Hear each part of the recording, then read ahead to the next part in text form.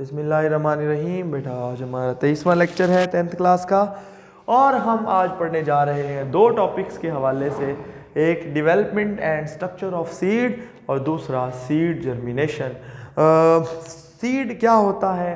Angiosperms के बारे में मैंने आपको कहा था कि ये ऐसे प्लांट्स होते हैं जो कि फूल और फल और बीज पैदा करते हैं और इनके बीज फलों के अंदर होते हैं और जब वो उगते हैं तो वो एक नया प्लांट बना देते हैं। तो हमें पता होना चाहिए कि ये क्या चीज़ है। अगर आप गौर करें तो सबसे पहले हम बात करेंगे डेवलपमेंट। सीड डेवलप किस तरह होता है? तो बेटा जब मैंने आपको एक बात कही थी कि ये है जी कार्पल शरीफ और आपको पता था कि इस कार्पल के अंदर 3 पार्ट होते हैं, स्टिग्मा, स्टाइल और ओवरी, और यहाँ पे था एक ओव्यूल और उस ओव्यूल के अंदर हुई थी फर्टिलाइजेशन। याद आया कुछ? यहाँ से एक पोलन ग्रेन आया था जिसने एक ट्यूब बनाई थी, उसके अंदर एक ट्यूब न्यूक्लियस था, उसने एक ट्यूब बनाई थी जिसको पोलन ट्यूब का नाम दिया था और उसमें 2 स्पर्म तैर के आए थे और यहाँ पे एक एग था और एक फ्यूजन न्यूक्लियस था। कुछ याद आया? तो डेवलपमेंट ऑफ सीड का मतलब ये होता है कि सीड बना कैसे। उस डेवलपमेंट को पढ़ने के लिए हमें सीड की स्ट्रक्चर देखनी पड़ेगी। क्या देखनी पड़ेगी? स्ट्रक्चर। सीड की स्ट्रक्चर में 3 पार्ट होते हैं बेटा। स्ट्रक्चर ऑफ सीड अगर मैं आपके सामने बताऊं उसमें कितने पार्ट होते हैं? 3 पार्ट। नंबर 1, एक उसमें होता है एम्ब्रियो शरीफ, सही है, और एम्ब्रियो खुद 3 पार्ट्स का बना होता है, उनके बारे में हम अभी डिस्कस करेंगे। दूसरा होता है एंडोस्पर्म टिश्यू, यानी ये एक ऐसा टिश्यू होता है। याद आया? एम्ब्रियो किससे डेवलप हुआ था बेटा? अगर आप गौर करें, development and structure of seed को इसीलिए इकट्ठा पढ़ाया जाता है कि पहली चीज क्या है स्ट्रक्चर ऑफ सीड में? एम्ब्रियो। एम्ब्रियो को हम पूरा एक्सप्लेन करूंगा मैं आपके सामने। दूसरी चीज क्या होती है स्ट्रक्चर ऑफ सीड में? दी एंडोस्पर्म। इसको भी हम पूरा पढ़ेंगे। एंडोस्पर्म टिश्यू ये कहां से बनता है? एंडोस्पर्म न्यूक्लियस से, हम अभी बात करते हैं। और जो तीसरी होती है वो होती है सीड की दीवार, उसको मैं यहां बनाऊंगा क्योंकि ये तीसरा पॉइंट अलग से। ये 2 पॉइंट तो हम यहां, ये है जी बेटा एम्ब्रियो। ये क्या है? एम्ब्रियो। इसके 3 पार्ट होते हैं, हम अभी डिस्कस करेंगे। ये जो चीज़ है ये भी एम्ब्रियो का पार्ट है, इन्हें कोटिलिडन्स कहते हैं। ये बेसिकली एंडोस्पर्म न्यूक्लियस से बाद में एंडोस्पर्म टिश्यू और उसमें फूड स्टोर होती है और ये वो बन जाते हैं, वो इसके अंदर होते हैं। और ये है सीड की तीसरी चीज़ जिसको कहते हैं सीड वॉल, यानी सीड की ये ऐसे खोल के, ब्लैक कलर की दीवार को खोल के आपके सामने बनाया गया। अगर डायग्राम में मैं इस तरह बनाता हूँ तो जो अपनी तरफ से एक सादा सी डायग्राम की शक्ल में, तो बेटा ये एक रेड कलर का हम कहते हैं एम्ब्रियो होता है, सही है। और जो रेड कलर के एम्ब्रियो के अलावा 2 इसमें कोटिलिडन्स होते हैं, या एक भी हो सकता है। मैं उनको थोड़ा फासले पे बनाऊंगा ताकि just for the sake of आप समझ सकें कि ये क्या चीज़ें हैं, ठीक है। इस तरह होते नहीं है, बिल्कुल एक दूसरे के क्लोज होते हैं, सिर्फ समझाने के लिए। और एक बाहर ये दीवार होती है, इस दीवार को मैं आपके सामने ग्रीन कलर से बना देता हूँ, ठीक है ना, या ब्लैक कलर से बना देता हूँ। तो ये देखें जी, ये असल में बुनियादी वो 3 चीज़ें होती हैं सेल किसी एम्ब्रियो के अंदर। लेकिन हम समझाने की खातिर, ओरिजिनल तो शेप वैसी है लेकिन समझाने की खातिर मैंने इसको इस तरह एक डायग्राम बना दिया आपके सामने। ये एम्ब्रियो है, ठीक है जी। और बेटा एम्ब्रियो बनता कैसे है? डेवलपमेंट भी साथ साथ पढ़नी है ना कि वो चीज़ बनी कैसे। बेटा जब यहाँ पे स्पर्म बना था वो हैप्लॉइड था, प्लस ओवम भी हैप्लॉइड था, उससे जो चीज़ बनी थी उसे क्या कहते हैं? जाइगोट। और वो क्या था? डिप्लॉइड। और वो बाद में एम्ब्रियो बनाता है। एम्ब्रियो एक छोटा सा पौधा होता है, एम्ब्रियो के बारे में हम डिटेल भी पढ़ेंगे, ठीक है। Embryo is a small plant, tiny, बड़ा ही छोटा एक पौधा होता है जो बाद में ग्रो होके एक पौधा बना देता है, बड़ा पौधा, सही है ना जी। ये जिंदा पार्ट होता है किसी भी सीड का, ठीक है। उसके बाद अगर आप गौर करें तो जो दूसरा स्पर्म था आपको अच्छी तरह पता है वो हैप्लॉइड था, प्लस वो जो फ्यूजन न्यूक्लियस था वो क्या था, डिप्लॉयड था, उससे क्या चीज़ बनी थी, 3n एंडोस्पर्म न्यूक्लियस बना था, याद आया। और उससे एंडोस्पर्म टिश्यू जो कि इसका काम होता है फूड स्टोर करना उसके लिए, एम्ब्रियो के लिए, सही है। और वो फूड बेसिकली कॉटलीडन्स के अंदर स्टोर हुई होती है, सही है।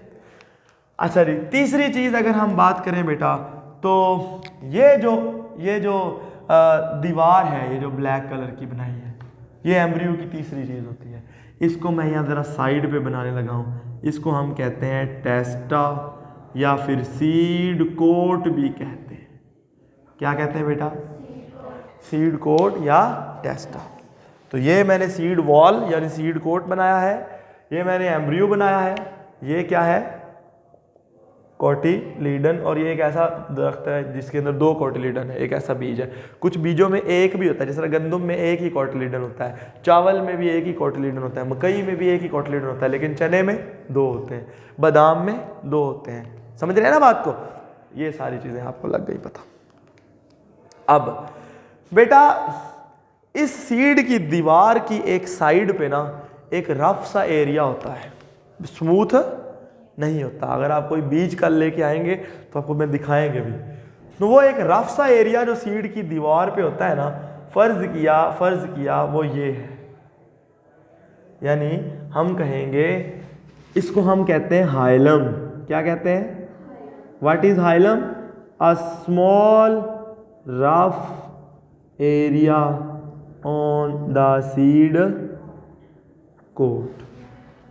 ये वो जगह थी असल में। देखो बेटा, अगर मैं, ये एक ओवरी है, ये कमरा इस टाइम पे एक ओवरी है, यानी ये वाली जगह है, और इसके अंदर मैं बड़े बड़े गुब्बारे लेके ना उनको कोई चीज़ लगा के ना, एल्फी वगैरह, और उनको दीवार के साथ चिपका देता हूँ। ये दीवार ओवरी की दीवार है और वो छोटे छोटे ओव्यूल हैं। असल में ओव्यूल, ये जो दीवार थी ये कहाँ से बनी, डेवलपमेंट, ये तीसरा स्ट्रक्चर है ना, ये डेवलपमेंट है एक जाइगोट से बना एम्ब्रियो, एंडोस्पर्म न्यूक्लियस से बना एंडोस्पर्म टिश्यू, और जो सीड की दीवार थी ये असल में ये ब्लैक वाली ओव्यूल की दीवार है। ये लिखने की जरूरत है बेटा, ओव्यूल की दीवार क्या बनती है, सीड की दीवार। यानी ये पहला पॉइंट, दूसरा और तीसरा डेवलपमेंट तीनों पता लग गई। कौन सी चीज कहां से बनी है, तो ओव्यूल की दीवार फिर सीड की दीवार यानी टेस्टा बनती है। ठीक है। अच्छा, ये वो जगह है, यानी वो समझे वो गुब्बारा जो है वो ओव्यूल है। जब हम उसको उसके साथ जोड़ के उतारेंगे तो उसकी एक साइड थोड़ी सी रफ नहीं होगी।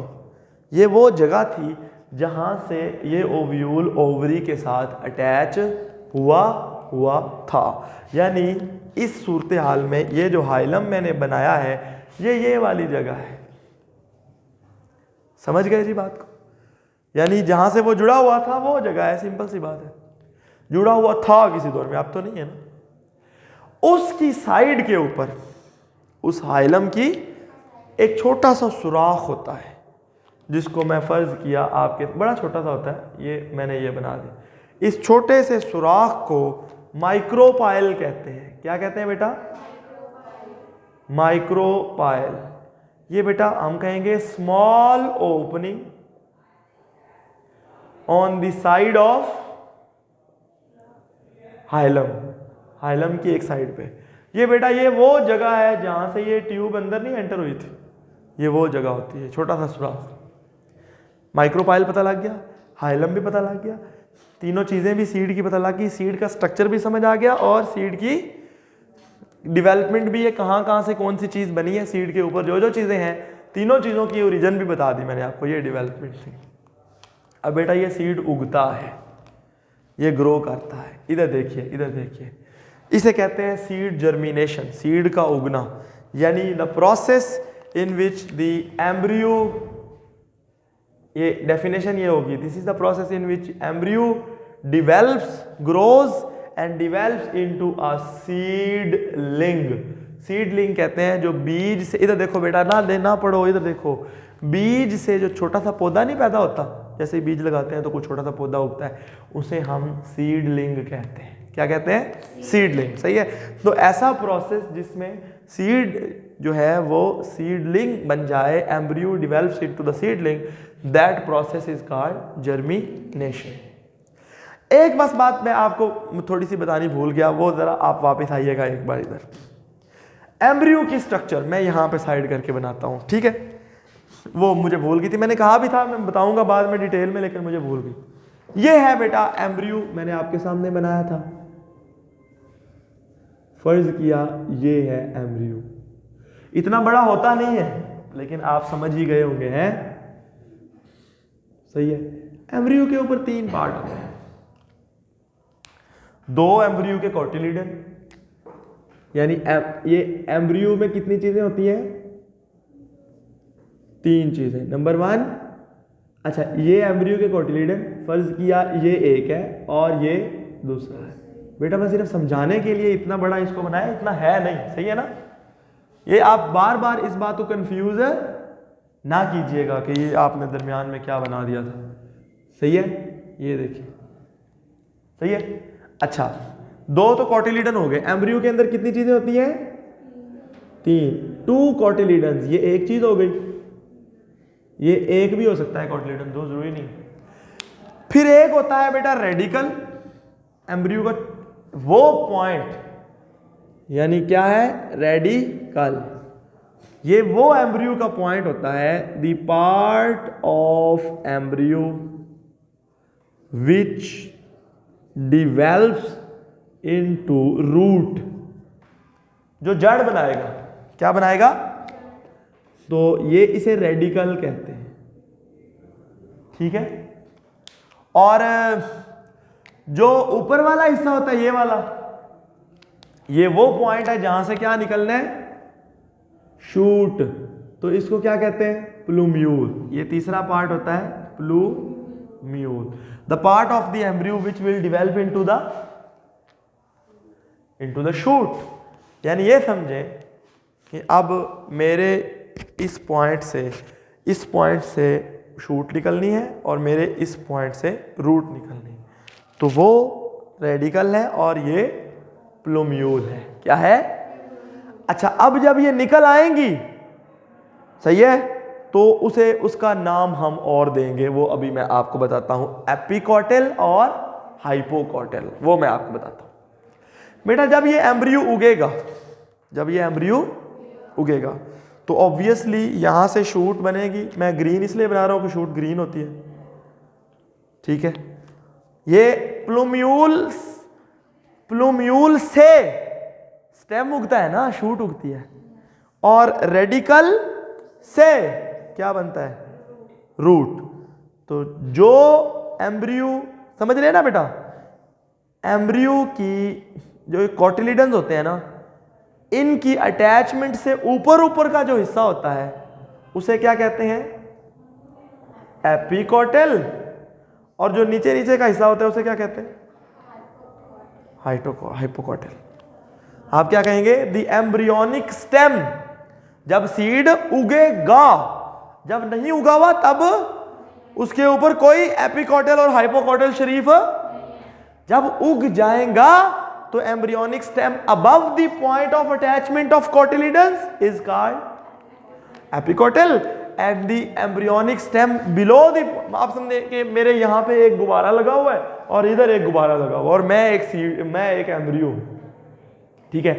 वो दोनों यानी मेरे बाजुओं से ऊपर मेरा क्या है और बाजुओं से नीचे क्या है, हाइपोकॉटल। बात समझ आ गई ना। अब आते हैं जर्मिनेशन के ऊपर। जर्मिनेशन के 3 स्टेप होते हैं बेटा। सबसे पहली बात ये, यानी ये उगना है, तो कैसे उगना है सर, नंबर 1, जब सीड को पानी मिलता है, सही है, तभी पौधे उगते हैं ना। आप बीज को पानी लगाएंगे तभी पौधे उगेंगे ना। तो क्या होता है कि, अच्छा एक बात आप याद रखिएगा कि यानी water enters into the seed, ठीक है, थ्रू कहां से, माइक्रोपाइल। अगर मैं बेटा सिर्फ माइक्रोपाइल बता देता, आपको पता ही नहीं था कि वो क्या है। मैं तो ये बता, इसलिए वो स्मार्ट सिलेबस में नहीं था, फिर भी पढ़ाया। ठीक है, माइक्रोपाइल से पानी अंदर एंटर हो जाता है, सही है। अच्छा, अब जब वाटर एंटर होता है, क्यों वाटर सर क्यों एंटर होता है बेटा? अंदर कोटिलिडन्स हैं, अंदर एंडोस्पर्म टिश्यू है, फूड स्टोर हुई है, फूड सोल्यूट है, water moves from lower solute to osmosis. तो आप यहां लिखेंगे बाय ऑस्मोसिस, समझ गए? सीड के अंदर पानी क्यों अंदर एंटर होता है? क्योंकि अंदर फूड पड़ी हुई है, इस वजह से। और फूड जब पड़ी होती है तो वहां पानी अंदर आता है ऑस्मोसिस की वजह से। ठीक है जी, समझ आ रही मौलवी साहब? जब वाटर अंदर आ गया, आहिस्ता आहिस्ता पानी भरता जाता है, भरता जाता है, सीड की दीवार फट जाती है, यानी पानी के प्रेशर की वजह से जो टेस्टा है वो क्या हो जाती है? Burst due to osmotic pressure. Seed की दीवार फट जाती है, और जैसे ही फटती है, अच्छा अब एम्ब्रियो को पानी मिल गया। जब भी पानी मिलता है, हम बात करेंगे कंडीशंस रिक्वायर्ड फॉर जर्मिनेशन में, पानी जरूरी होता है। क्यों जरूरी होता है बेटा? आपको पता है कि अगर एम्ब्रियो ने उगना है तो उसे सेल डिवाइड कराने पड़ेंगे कि नहीं कराने पड़ेंगे? सेल डिवाइड होने के लिए एनर्जी चाहिए कि नहीं चाहिए? उस एनर्जी को बनाने के लिए और उन चीज़ों को बनाने के लिए कुछ एंजाइम चाहिए।